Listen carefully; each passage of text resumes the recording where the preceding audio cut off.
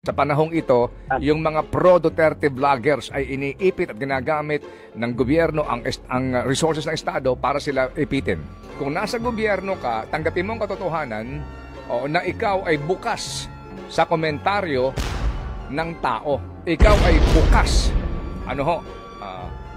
sa alinmang pagpupuna ng kahit na sino. Kumbaga, naandun ka sa glass house nakatira. Kumbaga, kung ikay takot sa init, kung ayaw mong mainitan, pumalis ka ng kusina.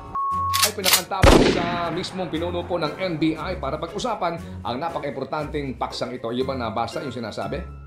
Na hihingi sila ng tulong sa Interpol? Oo, para ko yun. Oo, para yung mga hindi lang mga nandito daw na mga na vloggers or influencers na di umano'y nagpapakalat ng maling impormasyon ang posibleng habulin maging daw po yung mga nasa ibang bansa. Sige, mamaya po alamin natin to. Ito po'y masinsinan po na panayam para ho natin maintindihan kung bakit ho ba ito gagawin at ginagawa po ng Estado. Okay, may mga nagbibigay din ng reaksyon dito yung kanilang sinasabi na mas magandang araw. Depende yan kung ano bang hanap mo sa buhay mo. Pero yung bahong mas tahimik ang mundo at mas simple. Kasi po ngayon parang lahat nagmamadali.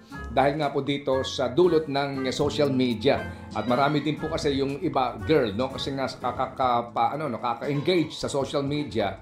Gusto mong magkaroon nung meron yung iba. Oo, hindi maitatanggihan kasi nga expose ka doon kung yung mga nagpo-post sa social media ng mga friends mo ba tawag doon? Yes. Oo. Facebook friends. Mukhang sila'y masaya lagi.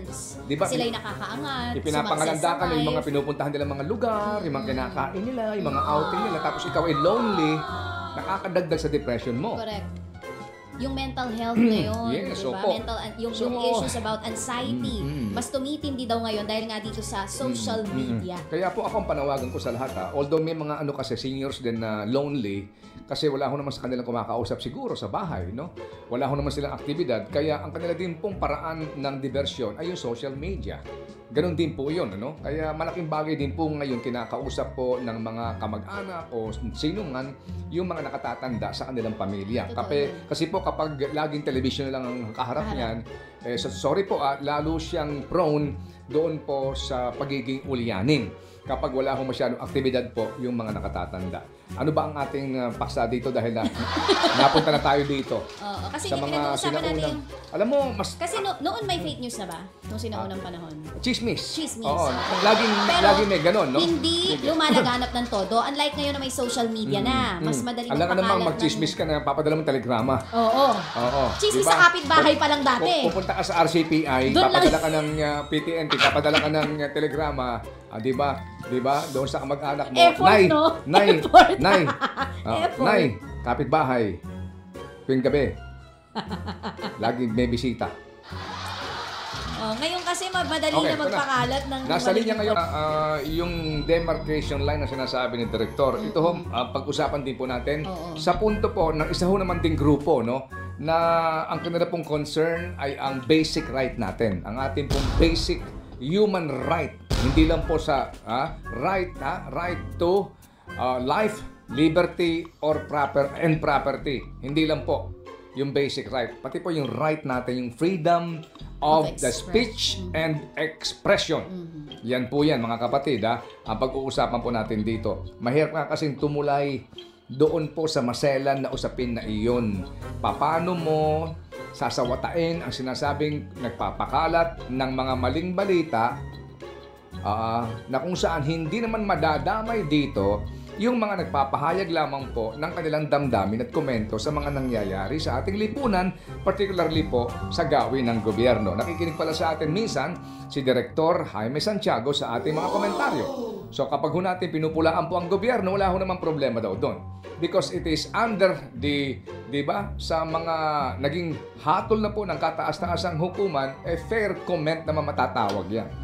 Kapag ang iyong pinupulaan ay yung pong function, yung pong trabaho ng gobyerno o mga taong gobyerno. Pero sabi nga, pag pinagmumura mo na yan, kung ano na tinatawag mo dyan, ibang usapan yon.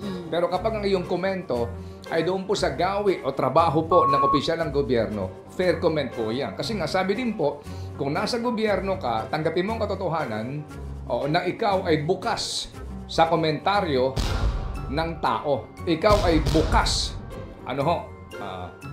sa pag-alinmang pagpupuna ng kahit na sino.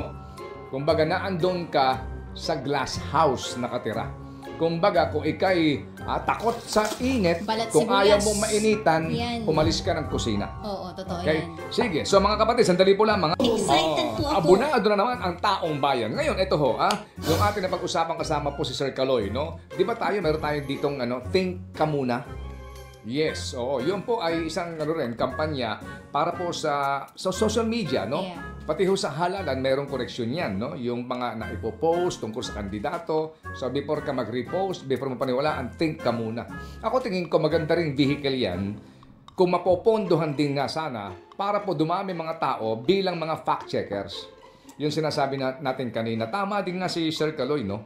Na at the end of the day dito, hindi maaari nating we cannot legislate kung ano ang tama o mali na ipapahayag ng isang tao sa usapin ng kanyang pakiramdam, kanyang pananaw, sa pagpapatakbo po ng estado, ng gobyerno, o maging sa kanyang komunidad. Di ba? Sa usapin po nitong social media, parang kumbaga at sa bandang dulo, sino ang magsasabi na mali ang sinasabi mo na yan? Fake news yan, kumbaga.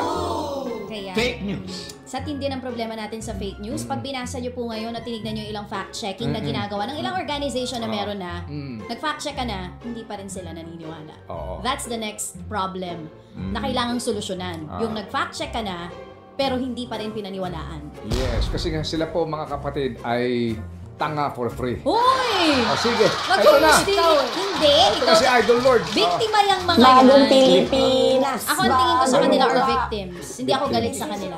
Bakit sinasabi ko ba may galit sa kanila? Hindi, yun nga. Pero biktima ang mga Sino ito. bang galit sa kanila?